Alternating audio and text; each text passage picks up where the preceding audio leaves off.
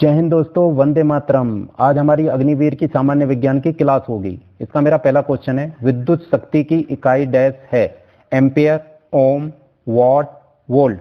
तो विद्युत शक्ति का मात्रक क्या होता है? वॉट होता है। एम्पियर किसका मात्रक है? एम्पियर है विद्युत धारा का मात्रक, विद्युत धारा का मात्रक। ओम किसका है? विद्युत प्रतिरोध का मात्रक, विद्युत प्रतिरोध, विद्युत प्रतिरोध का मात्रक ओम। और वोल्ट किसका है? विभव, विद्युत विभव का मात्रक है वोल्ट। और वाट किसका मात्रक है? शक्ति का है। वाट किसका है? शक्ति का। ध्वनि का वेग हवा में किस राशि पर निर्भर नहीं करता है? यहां नहीं पूछा है। तो हवा का तापमान, हवा का दाब, हवा का घनत्व, इनमें से कोई नहीं। तो किस पर निर्भर नहीं करता है? दाब पर निर्भर नहीं करता है ध्वनि का वेग। माध्यम के घनत्व पर ध्वनि का वेग निर्भर करता है। सघन माध्यम वेग ज्यादा, विरल माध्यम वेग कम। तो हवा के तापमान पे भी ध्वनि का वेग निर्भर करता है। जैसे जैसे हवा का तापमान बढ़ता है तो ध्वनि का वेग भी बढ़ता है। सिर्फ एक ही फैक्टर है हवा का दाब, जो ध्वनि के वेग को प्रभावित नहीं करता है। सूर्य ग्रहण तब होता है जब डैश चंद्रमा और पृथ्वी के बीच में कोई कृत्रिम उपग्रह आ जाता है। नहीं भाई, ऐसा नहीं होता। आसमान में बादल छा जाते हैं तो सूर्य ग्रहण होता है? नहीं। चंद्रमा सूर्य और पृथ्वी के बीच आ जाता है। हाँ, सूर्य ग्रहण तब होता है जब चंद्रमा सूरज और पृथ्वी के बीच में आ जाता है। और पृथ्वी सूर्य और चंद्रमा के बीच में कब आ जाती है? तो इससे क्या होता है? इससे होता है चंद्र ग्रहण। इससे क्या होता है? चंद्र ग्रहण होता है। चंद्र ग्रहण। देखो, ये मेरा सूर्य है, क्या है? सन है ये। इसी के चारों तरफ सब चक्कर लगाते हैं। यहां मेरी है अर्थ, पृथ्वी है।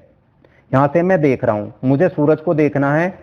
अगर अर्थ और इसके बीच में मून आ जाए, क्या आ जाए? मून आ जाए। मैं धरती से देख रहा हूं तो सूर्य के सामने मून आने से मून की छाया किस पे? सूर्य पे दिखाई देती है, जिससे सूर्य ग्रहण होता है। किस क्या होता है? सूर्य ग्रहण।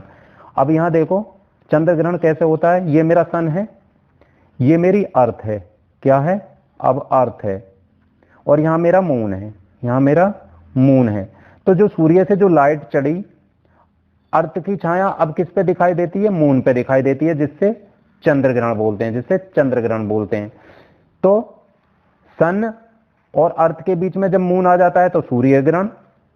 जब मून और सूर्य के बीच में पृथ्वी आ जाती है तो क्या? चंद्र ग्रहण होता है। पुल निर्माण के लिए किसका प्रयोग किया जाता है? बालुई पत्थर का, चूना पत्थर का, कंक्रीट का, इनमें से कोई नहीं। तो पुल बनाने के लिए किसका प्रयोग करते हैं? कंक्रीट का प्रयोग करते हैं।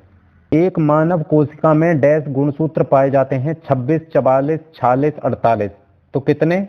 46 गुणसूत्र होते हैं मानव कोशिका में। टोटल 46 गुणसूत्र या 23 गुणसूत्र के जोड़े होते हैं, के जोड़े, 23 जोड़े या टोटल 46 गुणसूत्र होते हैं। वायुमंडल में N2 डैश प्रतिशत है? N2 मतलब नाइट्रोजन। नाइट्रोजन वायुमंडल में कितना नाइट्रोजन का प्रतिशत है? 1%, 67%, 21% या 78%? तो वायुमंडल में नाइट्रोजन कितनी है? 78%। O2 कितनी है? ऑक्सीजन कितनी है? 20%।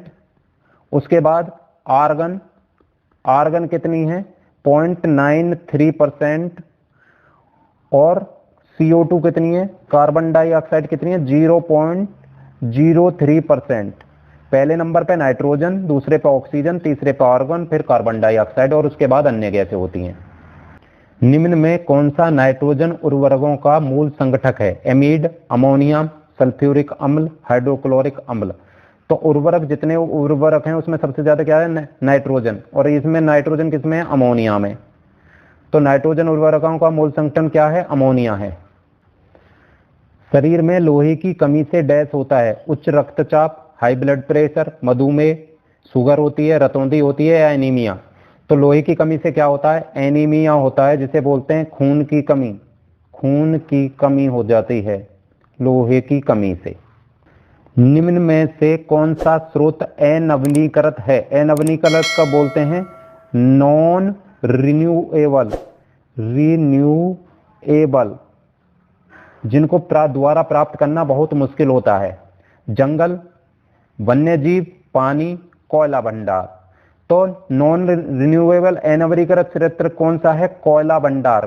कोयला जब बनता है, जब जीवाश्म पेड़ पौधे चट्टानों के बीच लाखों करोड़ों सालों तक दबे रहते हैं तो कोयले का निर्माण होता है। जब कोयले के सीमित भंडार होते हैं, एक बार कोयला खत्म हो गया तो उसे दोबारा रिन्यूएबल करना रिन्यूएबल नहीं कर सकते। तो नॉन रिन्यूएबल स्रोत क्या है? कोयला। निम्न में से कौन सा पदार्थ प्रदूषण के लिए जिम्मेदार है? धुआं, कार्बन डाइऑक्साइड, सल्फर डाइऑक्साइड, उपरोक्त सभी। तो प्रदूषण के लिए सभी जिम्मेदार हैं। धुआं से भी प्रदूषण हो जाए, कार्बन डाइऑक्साइड से भी, और सल्फर डाइऑक्साइड से भी प्रदूषण होता है। डैश सबसे छोटी कोशिका है? माइक्रोप्लाज्मा, लाल रक्त कोशिका, तंत्रिका कोशिका, यौक। तो सबसे छोटी कोशिका कौन सी है? माइक्रोप्लाज्मा होती है। और सबसे बड़ी, सबसे लंबी, ये है सबसे लंबी कोशिका तंत्रिका कोशिका, तंत्रिका कोशिका होती है। सबसे बड़ा स्तनपायी जीव मैमल है? चमगादड़, शेर, हाथी, ब्लू व्हेल, मछली। मैमल वो बोलते हैं, ऐसी प्रजाति को मैमल बोलते हैं जो बच्चों को जन्म देती है और दूध पिलाती है। तो सबसे बड़ा स्तनपायी क्या है? ब्लू व्हेल, व्हेल मछली होती है। सभी मछली अंडे देती हैं, फिर सिर्फ व्हेल मछली है जो बच्चे देती है और अपने बच्चे को दूध पिलाती है।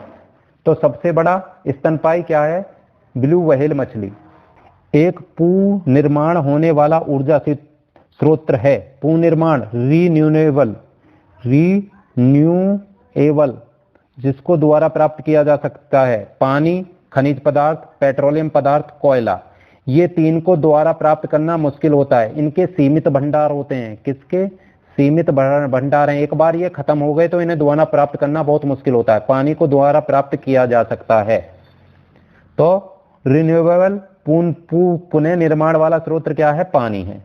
जनरेटर एक यंत्र है जो डैश उत्पन्न करता है? प्रकाश ऊर्जा, ऊष्मा ऊर्जा, विद्युत ऊर्जा, यांत्रिक ऊर्जा। तो जनरेटर से क्या है? बिजली बनती है, विद्युत ऊर्जा बनती है। जनरेटर एक ऐसा यंत्र है जो मैकेनिकल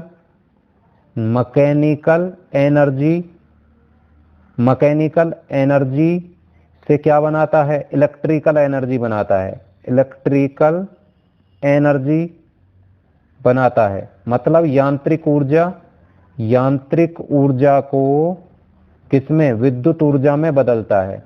विद्युत ऊर्जा में। जनरेटर गांव में देखा होगा, उसे मैकेनिकल घुमाते हैं, मतलब किसी इंजन या ट्रॉली से घुमाते हैं और उससे क्या बनता है? बिजली बनती है। भारत के सैटेलाइट लॉन्चिंग पैड कहाँ स्थित है? श्रीहरिकोटा, अहमदाबाद, थुम्बा, देहरादून।